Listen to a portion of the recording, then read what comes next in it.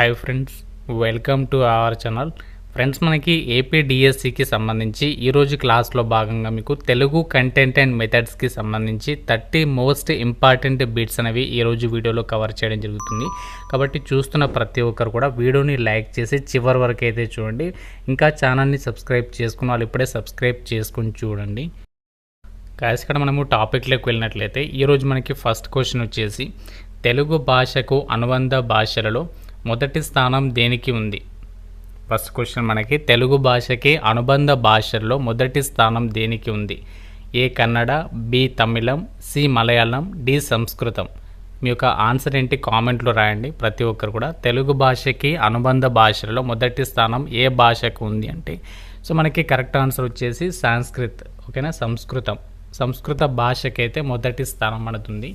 So next question వచ్చేసి మనకి పూర్వ తెలుగు రచనలలో ముఖ్యమైనది ఏంటి? సో మనకి పూర్వ తెలుగు రచనల్లో ముఖ్యమైనది ఏంటి? ఏ ప్రబంధాలు, బి శతకాలు, సి శిలాశాసనాలు, డి నవలలు. సో మనకి పూర్వ తెలుగు రచనల్లో ముఖ్యమైనది ఏంటి? కామెంట్లో రాయండి మీ ఆన్సర్ అనేది ప్రతి ఒక్కరు కూడా. సో మనకి కరెక్ట్ ఆన్సర్ వచ్చేసి ఏంటి అంటే పూర్వ తెలుగు రచనలలో ముఖ్యమైనది ఏంటి అంటే శిలాశాసనాలు. థర్డ్ ఆప్షన్ అంటే సి అనేది కరెక్ట్ ఆన్సర్. ఇక్కడ శిలాశాసనాలు అనేది మనకి కరెక్ట్ ఆన్సర్ అవుతుంది. సో మనకి నెక్స్ట్ క్వశ్చన్, గుణింతములు ఎంత ఉన్నాయి? టోటల్గా ఎన్ని? సో మనకి టోటల్గా గుణింతములు ఎన్ని? ఈ option A 56, option B 52, C 48, D 36. టోటల్గా మనకి గుణింతములు ఎన్ని? మీ ఆన్సర్ అనేది కామెంట్లో రాయండి. సో మనకి కరెక్ట్ ఆన్సర్ వచ్చేసి ఏంటి అంటే బి 52. సో మనకి 52 గుణింతములు అయితే ఉండడం అయితే జరిగిందనమాట తెలుగులో. సో మనకి నెక్స్ట్ క్వశ్చన్, తెలుగు భాష యొక్క మొదటి వ్యాకరణం ఎవరు రచించారు? తెలుగు భాషకి సంబంధించి మొదటి వ్యాకరణం ఎవరు రచించారు? Option A Nannaya, next B Pingali Surana, C Gurajada, D Tikkana. మీ ఆన్సర్ కామెంట్లో రాయండి. తెలుగు భాష యొక్క మొదటి వ్యాకరణం అనేది ఎవరు రచించారు? సో మనకి కరెక్ట్ ఆన్సర్ ఏంటి అంటే ఆప్షన్ ఏ నన్నయ్య. ఓకేనా, నన్నయ్య అనేటువంటి పర్సన్ తెలుగు భాష యొక్క మొదటి వ్యాకరణం అనేది రాయడం అయితే జరిగిందనమాట. సో మనకి next question, 5th one, Telugu తల్లి అనేటువంటి పదాన్ని ఫస్ట్ ఎవరు వాడారు? అంటే ప్రథమంగా ఎవరు వాడారు తెలుగు తల్లి అనేటువంటి వర్డ్ని ఎవరు వాడారంటే option A Rayaprolu Subbarao, option B Gurajada, C Seshagirirao, D Vempati Sivananda. So మీ యొక్క ఆన్సర్ అనేది కామెంట్లో రాయండి. తెలుగు తల్లి అనేటువంటి పదాన్ని మొదటిగా వారింది ఎవరు అంటే రాయప్రోలు సుబ్బారావు గారు. First option correct answer. Rayaprolu Subbarao అనేది మనకి కరెక్ట్ ఆన్సర్ అయితే అవుతుంది. సో మీ యొక్క ఆన్సర్ అనేది కామెంట్లో రాయండి ప్రతి క్వశ్చన్కి కూడా. ఈ యొక్క సెషన్ అనేది ఎండ్ అయిన తర్వాత మీకు తెలుస్తుంది ఎన్ని క్వశ్చన్స్కి మీరు కరెక్ట్ ఆన్సర్ చేశారనేది. సో కాబట్టి ప్రతి ఒక్కరు కూడా ఆన్సర్ రాసేటువంటి ప్రయత్నం చేయండి కామెంట్స్లో. మనకి నెక్స్ట్ 6th క్వశ్చన్, వర్ణ విశ్లేషణ పద్ధతి ద్వారా భాషని ఏ విధంగా నేర్పిస్తారు? వర్ణ విశ్లేషణ పద్ధతి ద్వారా మనకి భాషని ఏ విధంగా నేర్పిస్తారు? ఆప్షన్ ఏ పదం నుంచి వాక్యము, ఆప్షన్ బి వాక్యం నుంచి పదము, సి అక్షరం నుంచి పదము, డి పదబంధం నుంచి అక్షరం.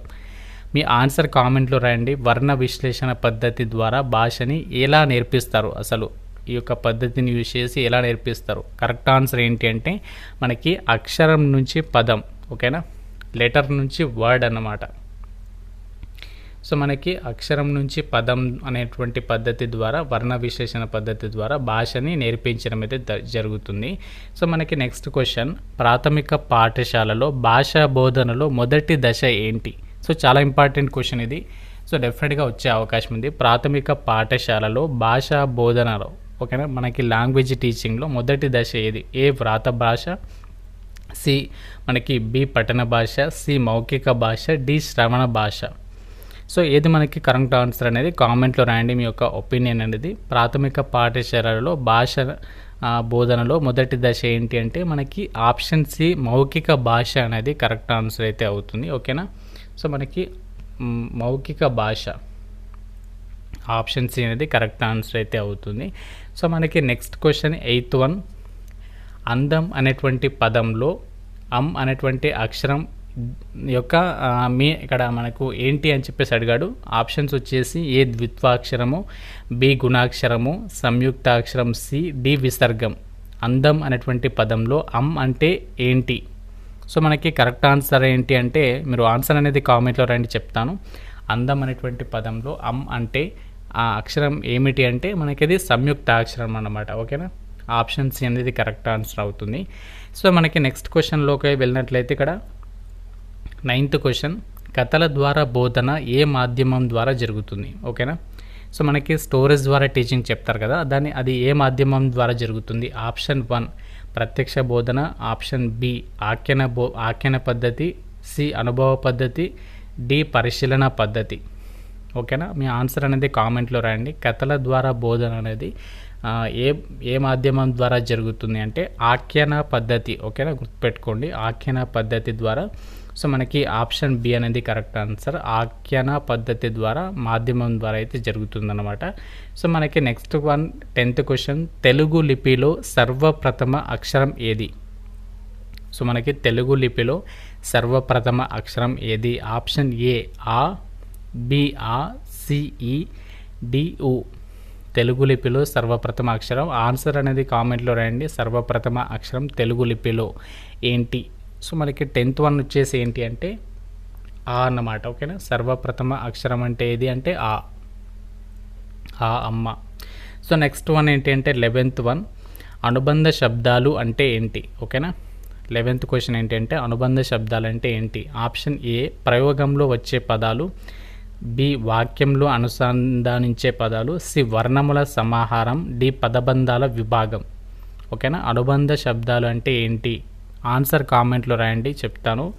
అనుబంధ శబ్దాలు అంటే ఏంటి అంటే వాక్యంలో అనుసంధానించే పదాలకు మీనింగ్ అయితే వస్తుందన్నమాట. ఆప్షన్ బి అనేది కరెక్ట్ ఆన్సర్. అనుబంధ శబ్దాలంటే వాక్యంలో అనుసంధానించే పదాలన్నమాట. సో మనకి నెక్స్ట్ 12th క్వశ్చన్, శతక సాహిత్యంలో ప్రముఖ కవి ఎవరు? ఓకేనా, శతక సాహిత్యంలో ప్రముఖ కవి ఎవరు? Option A Potana, B Vemana, C Nannaya, D Annamayya. ఓకేనా, శతక సాహిత్యంలో ప్రముఖ కవి ఎవరు? సో కరెక్ట్ ఆన్సర్ వచ్చేసి ఎవరంటే వేమన. ఓకేనా, second option correct answer. Vemana శతక సాహిత్యంలో ప్రముఖ కవి. ఓకేనా, శతక సాహిత్యంలో ప్రముఖ కవి అని నిద్ర లేపి అడిగినా కూడా చెప్పేటట్టు ఉండాలి, వేమన. సో మనకి నెక్స్ట్ 13th వన్, మహాభారతంను తెలుగులోకి అనువదించినటువంటి తొలి కవి ఎవరు? ఓకేనా, మహాభారతాన్ని తెలుగులోకి ట్రాన్స్లేషన్ చేసినటువంటి కవి ఎవరు? తొలి కవి అంటే ఇక్కడ A option Tikkana, B Nannaya, C Errapragada, D Mallinathudu. So మీ ఆన్సర్ కామెంట్లో రాయండి. ఎవరు అంటే నన్నయ్య అండి. ఓకేనా, మహాభారతాన్ని తెలుగులోకి ట్రాన్స్లేషన్ చేసినటువంటి తొలి కవి ఎవరు అంటే నన్నయ్య. ఆప్షన్ బి అనేది కరెక్ట్ ఆన్సర్ అయితే అవుతుంది. నెక్స్ట్ 14th వన్, వాక్య నిర్మాణం పద్ధతి ద్వారా భాషని ఎలా బోధిస్తారు? ఓకేనా, వాక్య నిర్మాణం పద్ధతి ద్వారా భాషని ఎలా బోధిస్తారు? ఏ పదాలుగా విడగొట్టి, బి వాక్యం రూపంలో, సి అక్షరాలుగా విడదీసి, డి శబ్దాలుగా విడదీసి. ఓకేనా, 14th వన్ ఏంటి అంటే ఆన్సర్ కామెంట్లో రాయండి. వాక్య నిర్మాణం పద్ధతి ద్వారా భాషని ఎలా బోధిస్తారు? ఓకేనా, మనకి ఎలా బోధిస్తారంటే వాక్యాల రూపంలో, వాక్య నిర్మాణ పద్ధతి ద్వారా భాషని వాక్యాల రూపంలోనే బోధించడం అయితే జరుగుతుందన్నమాట. సో ఆప్షన్ బి అనేది కరెక్ట్ ఆన్సర్ అయితే అవుతుంది. నెక్స్ట్ క్వశ్చన్ 15th వన్, ఉపమానం మరియు ఉపమేయం కలిపి తయారయ్యేది ఏంటి? ఓకేనా, ఉపమానం మరియు ఉపమేయం కలిస్తే తయారయ్యేది ఏంటి? ఆప్షన్ ఏ ఉపమానం, బి రూపకం, సి ఉపమాలంకారం, డి యమకం. మీ ఆన్సర్ కామెంట్లో రాయండి తొందరగా. ఉపమానం మరియు ఉపమేయం కలిసి తయారయ్యేది ఏంటి అంటే కరెక్ట్ ఆన్సర్ సి అండి, ఉపమాలంకారం. ఓకేనా, ఉపమానం ఉపమేయం కలిస్తే వచ్చేదే ఉపమాలంకారం. నెక్స్ట్ 16th వన్, వర్ణమాలలో మౌలిక స్వరాలేని. ఇది చాలా ఇంపార్టెంట్, చిన్న క్వశ్చనే కానీ ఇలాంటివి చాలా కంపల్సరీగా ఏదైనా ఒక క్వశ్చన్ అడిగేటువంటి అవకాశం ఉంది. సో చిన్నగా ఉంది అని చెప్పేసి కొందరు లైట్ తీసుకుంటారు. ఇలాంటి క్వశ్చన్స్కి మనకి జాబ్ అనేది మిస్ అవుతుంది, 0.5లో అలా పోతూ ఉంటుంది. కాబట్టి కేర్ఫుల్గా అయితే వినండి. రెగ్యులర్గా క్లాసెస్ అనేవి మీకు అన్ని టాపిక్స్ అయితే కవర్ చేస్తాను. 16th వన్, వర్ణమాలలో మౌలిక స్వరాలన్నీ. Option A 3, B 5, next third option 8, fourth option 10. వర్ణమాలలో మౌలిక స్వరాలన్నీ కామెంట్లో అనేది ఆన్సర్ అనేది. సో మనకి కరెక్ట్ ఆన్సర్ ఏంటి అంటే 5 అండి. ఓకేనా, వర్ణమాల అనేది ఎన్ని టోటల్గా ఇక్కడ వర్డ్ ఎయిన్స్ ఉన్నాయి, 5 ఉన్నాయి. ఆ విధంగా గుర్తుపెట్టుకోండి. వర్ణమాలలో మౌలిక స్వరాలు ఎన్ని ఉన్నాయంటే 5 అండి. సో మనకి second option correct. Next one 17th కథలు పద్యాలు గేయాలు ఎటువంటి రూపాల్లో వస్తాయి? ఓకేనా, కథలు పద్యాలు గేయాలు ఎటువంటి రూపంలో వస్తాయి? ఏ ఆప్షన్ వ్రాత రూపంలో, బి మౌఖిక రూపంలో, సి సంకేత రూపంలో, డి అనుభవ రూపంలో. ఆన్సర్ కామెంట్లో రాయండి తొందరగా. కథలు పద్యాలు గేయాలు ఎటువంటి రూపాల్లో వస్తాయి? సో 17th వన్ ఏంటి అంటే మౌఖిక రూపంలో. ఓకేనా, మౌఖిక రూపంలో ఆప్షన్ బి అనేది కరెక్ట్ ఆన్సర్ అయితే అవుతుంది. సో మనకి ఆప్షన్ బి. నెక్స్ట్ శబ్ద సమూహం అంటే ఏంటి? ఓకేనా, శబ్ద సమూహం అంటే ఏంటి? ఆప్షన్ ఏ వాక్యము, ఆప్షన్ బి పదము, సి వాక్యబంధం, డి అలంకారం. ఆన్సర్ కామెంట్లో రండి. శబ్ద సమూహం అంటే ఏంటి? సో 18th వన్ ఆన్సర్ ఏంటి అంటే వాక్యం. ఓకేనా, శబ్ద సమూహం అంటే వాక్యం. నెక్స్ట్ 19th వన్ క్రింది వాటిలో పదబంధం కానిది ఏది? ఓకేనా, ఇక్కడ మనకి పదబంధం కానిది ఏది? 19th క్వశ్చన్, క్రింది వాణిలో పదబంధం కానిదేది? ఆప్షన్ ఏ తెల్ల వెన్నెల, బి చక్కని మిర్చి చెట్టు, సి ముదురు మేఘం, డి మల్లె పువ్వు. పదబంధం కానిది ఇక్కడ ఏది అంటే 19th ఆన్సర్ కామెంట్లో రండి. కరెక్ట్ ఆన్సర్ ఏంటి అంటే డి అండి. ఓకేనా, మల్లె పువ్వు అనేది ఇక్కడ పదబంధం అనేది కాదు. సో మిగతావన్నీ కూడా పదబంధాలే. తెల్ల వెన్నెల, అలాగే చక్కని చెట్టు, ముదురు మేఘం, ఇక్కడ అవన్నీ కూడా ఏంటి అంటే ఇక్కడ తెల్ల కానీ చక్కని కానీ ముదురు ఇవన్నీ కూడా పదబంధాలు కావన్నమాట. మనకి అవన్నీ కూడా పదబంధాలు. మల్లెపువ్వు అనేది పదబంధం కాదనమాట. ఓకేనా, సో నెక్స్ట్ వన్ 20 కథలను చిన్నారులకి ఏ రూపంలో అందించాలి? ఓకేనా, కథలను స్టోరీస్ని చిన్నారులకి ఏ విధంగా చెప్పాలి? ఆప్షన్ ఏ బోధక శైలి, బి ఆఖ్యాన శైలి, సి వివరణాత్మక శైలి, డి విశ్లేషణాత్మక శైలి. ఏ విధంగా చెప్పాలి స్టోరీస్ని? ఆన్సర్ అనేది కామెంట్లో రాయండి. ఆఖ్యాన శైలి. ఓకేనా, ఆప్షన్ బి అనేది కరెక్ట్ ఆన్సర్ అవుతుంది. ఆఖ్యాన శైలిలో స్టోరీస్ని అయితే చెప్పాలి స్టూడెంట్స్కి. సో నెక్స్ట్ 21st వన్ అచ్చులు ఎన్ని ఉన్నాయి? తెలుగుకి సంబంధించి అచ్చులు ఎన్ని ఉన్నాయి? ఈజీ క్వశ్చన్ ఇది. ఆన్సర్ కామెంట్లో రాయండి తొందరగా. ఏ 13, 14, 15, 16. సో ఈ విధంగా మనకి ఆప్షన్స్ అయితే ఇచ్చాడు. ఆన్సర్ కామెంట్లో రాయండి. అచ్చులు ఎన్ని ఉన్నాయంటే 13 అండి. ఓకేనా, సో మనకి టోటల్గా అచ్చులు ఎన్ని అంటే 13. నెక్స్ట్ వన్ ఏంటి అంటే తెలుగు భాషకి జన్మస్థానం ఏ స్టేట్? సో తెలుగు భాషకి జన్మస్థానం ఇక్కడ ఏ state? Tamil Nadu option A, B Karnataka, C Andhra Pradesh, D Odisha. Telugu భాషకి జన్మస్థానం ఏది అంటే 22nd ఈజీ క్వశ్చన్ ఆంధ్రప్రదేశ్ అండి. ఓకేనా, సి ఆప్షన్ కరెక్ట్ ఆన్సర్ అవుతుంది. నెక్స్ట్ క్వశ్చన్ 23rd వన్ పదాలను కలిపి కొత్త పదం తయారవడం ఏ ప్రక్రియ? ఓకేనా, పదాలను కలిపి సో మనకి కొత్త పదం తయారవడం అనేది ఏ ప్రక్రియ? ఏ వర్ణసంధి, బి సమాసము, సి అలంకారము, డి విభక్తి. ఓకేనా, 23rd వన్ ఏంటి అంటే కరెక్ట్ ఆన్సర్. సో మనకి ఇక్కడ చెప్పండి కామెంట్లో రాయండి ఆన్సర్ అనేది. బి సమాసం అనేది కరెక్ట్ ఆన్సర్ అయితే అవుతుంది. Second option. So next 24th one వచనంలో భావం బలంగా తీసుకువచ్చే పద్ధతి ఏది? ఓకేనా, వచనంలో భావం బలంగా తీసుకుని వచ్చే పద్ధతి ఏది? ఏ సమాసం, బి రూపకం, సి ఉపమానం, డి యమకం. వచనంలో భావం బలంగా తీసుకుని వచ్చే పద్ధతి ఏది అంటే రూపకం అండి. ఓకేనా, బి అనేది కరెక్ట్ ఆన్సర్ అయితే అవుతుంది. 25th వన్ ముత్యాల సరాలు రచయిత ఎవరు? ఓకేనా, 25th వన్ ముత్యాల సరాలు రచయిత ఎవరు? ఇక్కడ ఆప్షన్స్ వచ్చేసి వేమన, గురజాడ, విశ్వనాథ, తెనాలి రామకృష్ణ ఇచ్చారు. 4 ఆప్షన్స్ అయితే ఉన్నాయి. ఆన్సర్ అనేది మీరు కామెంట్లో రాయండి. ముత్యాల సరాలని రచించింది ఎవరు? 25th వన్ ఎవరు అంటే తెనాలి రామకృష్ణ అండి. ఓకేనా, తెనాలి రామకృష్ణ గారు ముత్యాల సరాలు అనేటువంటి దాన్ని రచించడం అయితే జరిగింది. నెక్స్ట్ 26th క్వశ్చన్ పిల్లల కథల రచయితగా ప్రసిద్ధి చెందిన వారు ఎవరు?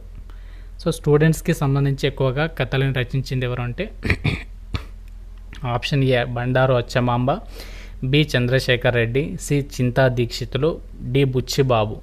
సో ఎవరు ఆన్సర్ అనేది కామెంట్లో రాయండి తొందరగా. సో మీకు అందరికీ తెలిసిందే బండారు అచ్చమాంబ అనేటువంటి పర్సన్ పిల్లల కథ రచయితగా ఎక్కువగా గుర్తింపు పొందడం అయితే జరిగింది. సో నెక్స్ట్ మనకి 27th వన్ సంయుక్త వాక్యంలో కనీసం ఎంత పదబంధం ఉండాలి? ఓకేనా, సో మనకి సంయుక్త వాక్యం ఉంటుంది కదా, అందులో ఎంత పదబంధం ఉండాలి? Option A 2, B 3, C 4, D 5. Correct answer ఏంటి అంటే కామెంట్లో రాయండి తొందరగా. సో మనకి ఎంత అంటే 2 అండి. ఓకేనా. Option A. సంయుక్త వాక్యంలో కనీసం ఎంత పదబంధం ఉండాలి? 2. So next one 28th one, పద్యాల ద్వారా బోధన చేసే విధానాన్ని ఏమంటాం? ఓకేనా. సో మనకి పద్యాల ద్వారా టీచింగ్ చేస్తూ ఉంటారు కదా, సో దాన్ని ఏమంటామంటే ఇక్కడ ఆప్షన్స్ ఇచ్చారు. ఏ అనుభవాత్మక పద్ధతి, బి ఆఖ్యాన పద్ధతి, సి పఠన పద్ధతి, డి ప్రత్యక్ష పద్ధతి. కరెక్ట్ ఆన్సర్ కామెంట్లో రండి తొందరగా. పద్యాల ద్వారా టీచింగ్ చేసేటువంటి విధానాన్ని ఏమంటారంటే మనకి కరెక్ట్ ఆన్సర్ వచ్చేసి పఠన పద్ధతి అండి. ఓకేనా. సో పఠన పద్ధతి ఆప్షన్ సి అనేది కరెక్ట్ ఆన్సర్ అవుతుంది. సో మనకి లాస్ట్ 2 క్వశ్చన్స్ అయితే ఉన్నాయి.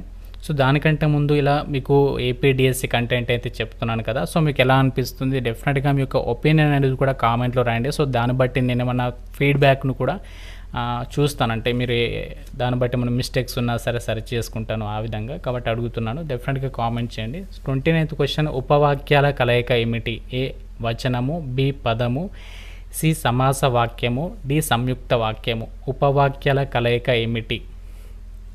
సో ఉపవాక్యాల కలయిక ఏమిటంటే మనకి ఆప్షన్ డి సంయుక్త వాక్యం అనేది కరెక్ట్ ఆన్సర్ అయితే అవుతుంది. సో లాస్ట్ క్వశ్చన్ ఈరోజు క్లాస్లో, సో మనకి 30 క్వశ్చన్, పాఠ్యపుస్తకానికి సరైన నిర్వచనం ఏమిటి? ఓకేనా. పాఠ్యపుస్తకానికి సరైన నిర్వచనం ఏంటి? ఆప్షన్ ఏ పాఠ్యాంశాల సంకలనము, బి వచన కథల సంకలనము, సి కవితల సేకరణ, డి వచ్చేసి పాఠ్యాంశాల అధ్యయనం. సో మనకి టెక్స్ట్ బుక్స్ ఉంటాయి కదా, సో టెక్స్ట్ బుక్స్కి సంబంధించి సరైన నిర్వచనం ఏంటంటే పాఠ్యాంశాల సంకలనం. ఆప్షన్ ఏ అనేది కరెక్ట్ ఆన్సర్ అయితే అవుతుంది. సో ఈ విధంగా మనకి ఈరోజు నేను 30 క్వశ్చన్స్ని అయితే మీకు ఇందులో కవర్ చేయడం అనేది జరిగింది. కాబట్టి మీరు ఎన్ని క్వశ్చన్స్కి కరెక్ట్గా ఆన్సర్ చేశారో తెలుసుకోవచ్చు. సో ఆ విధంగా మీరు ప్రిపరేషన్ అనేది కంటిన్యూ అయితే చేయండి. సో ఇది మనకి ఈరోజు క్లాస్లో మీకు ఈ యొక్క 30 క్వశ్చన్స్ తెలుగు కంటెంట్ అండ్ మెథడాలజీకి సంబంధించి అయితే కవర్ చేస్తాను. మీకు రెగ్యులర్గా అయితే అన్ని టాపిక్స్ పైన వీడియోస్ అయితే చేస్తాను, కాబట్టి లైక్ చేసి డెఫినెట్గా అయితే రెగ్యులర్గా అయితే చూడండి.